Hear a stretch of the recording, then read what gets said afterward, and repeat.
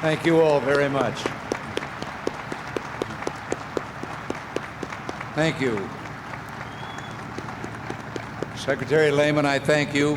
Captain Fogarty, the officers and members of the crew, the other distinguished guests. Secretary of Defense Weinberger would be here, but with all of us here, he felt that someone had to stay in Washington and mind the store. Surrounded by all this navy blue and gold, I had a strange feeling that I'm back on the set filming Hellcats of the Navy. That was a picture that was based on a great victorious operation of the Navy in World War II in the Sea of Japan called Operation Hellcat. I remember at the time I was in love with my leading lady. She is Nancy, my wife, and I'm still in love with her. But I have to confess that today I find myself developing a great respect for the leading lady in these ceremonies. She's gray, she's had her face lifted, but she's still in the prime of life, a gallant lady, the New Jersey.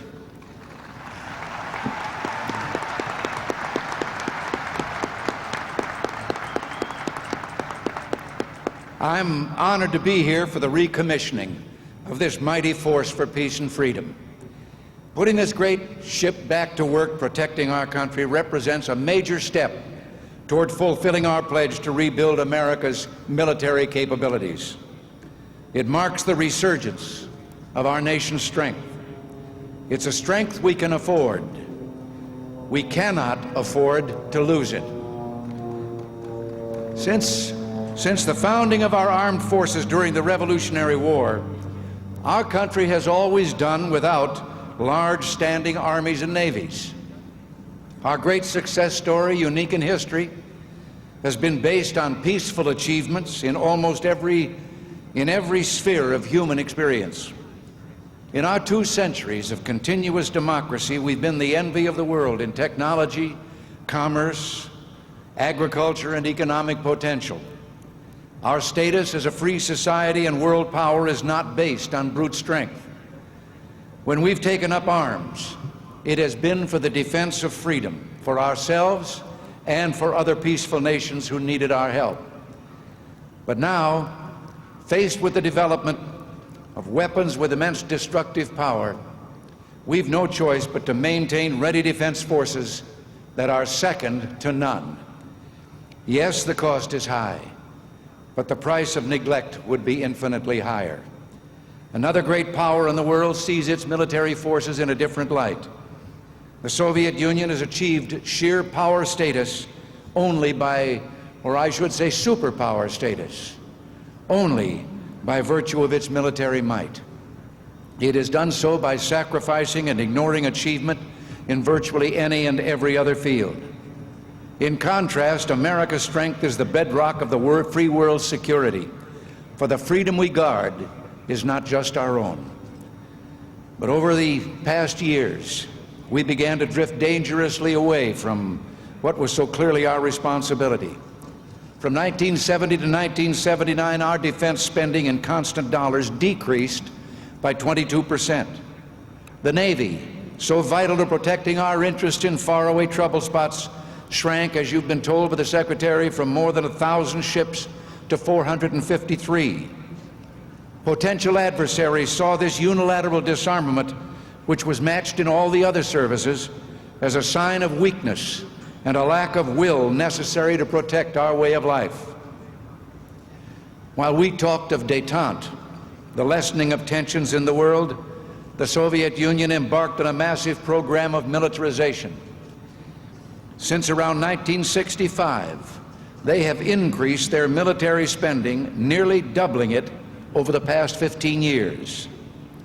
In a free society such as ours, where differing viewpoints are permitted, there will be people who oppose defense spending of any kind at any level.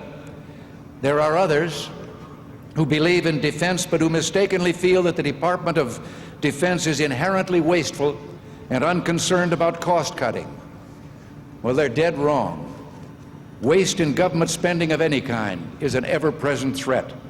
But I can assure our fellow citizens there is no room for waste in our national defense. A dollar wasted is a dollar lost in the crucial effort to build a safer future for our people. Secretary Weinberger and the members of this administration are committed to spending what is necessary for defense to secure the peace and not a penny more. As the recommissioning of this ship demonstrates, we're rearming with prudence, using existing assets to the fullest.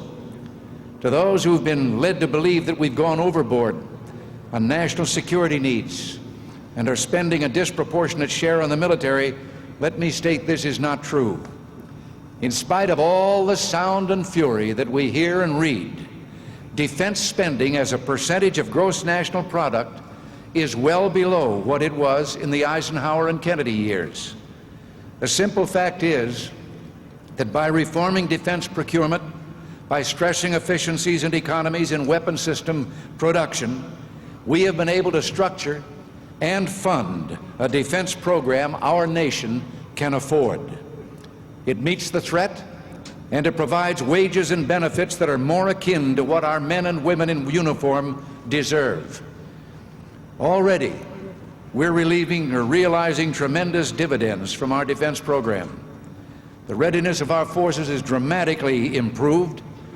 As you've just been told, we're more than meeting our recruitment goals, and we've had congressional support for such key initiatives as the purchase of 2 aircraft carriers, the B-1 bomber and the C-5 transport plane. As a nation, we're committed to take every step to substantially reduce the possibility of nuclear war while providing an unshakable deterrent to such a war for ourselves and our allies. To this end, we're closing the window of vulnerability by instituting a comprehensive strategic force modernization program. But while we do this, we're advancing vigorous arms control proposals aimed at deep and verifiable reductions in strategic nuclear missiles. We have proposed that intermediate-range nuclear missiles in Europe be reduced to 0 on both sides. At the same time, we cut conventional forces in Europe to balanced levels. And I may say the news is encouraging. The Soviet Union has met us halfway on the 0 option. They've agreed to 0 on our part.